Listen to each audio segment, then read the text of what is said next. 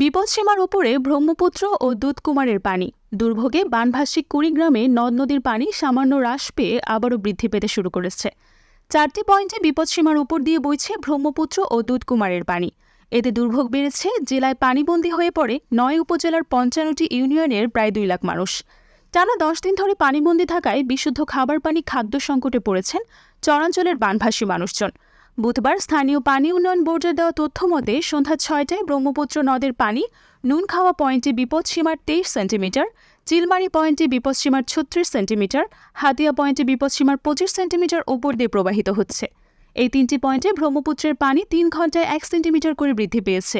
অন্যদিকে দুধকুমার নদের পানি পাটেশ্বরী পয়েন্টে বিপদসীমার 7 সেন্টিমিটার উপর দিয়ে প্রবাহিত হচ্ছে। সরেজমিনে খোঁজ নিয়ে জানা গেছে, জেলার ওপর দিয়ে প্রবাহিত 16টি নদ নদীর মধ্যে প্রধান 4টি নদ নদীর অববাহিকার চরাঞ্চল ও নিম্নাঞ্চলে 10 দিন ধরে পানিবন্দী জীবনযাপন করছেন প্রায় 2 লক্ষাধিক মানুষ। অনেকের বাড়িঘরে পানি থাকায় লোকজন নৌকা ও কলা গাছের ভেলায় বসবাস করছেন। খেয়ে না খেয়ে দিন পার করছেন অনেক মানুষ। অনেকেই ত্রাণ সহায়তা পেলেও রান্না করার সরঞ্জাম না থাকায় শুকনো খাবারের উপর নির্ভর করেই পড়েছেন।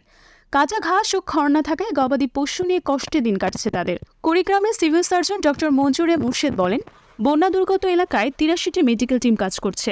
20,000 খাবার স্যালাইন, 20,000 পানি বিশুদ্ধকরণ ট্যাবলেট ও 5,000 মেট্রো ট্যাবলেট বিতরণের জন্য দেওয়া হয়েছে।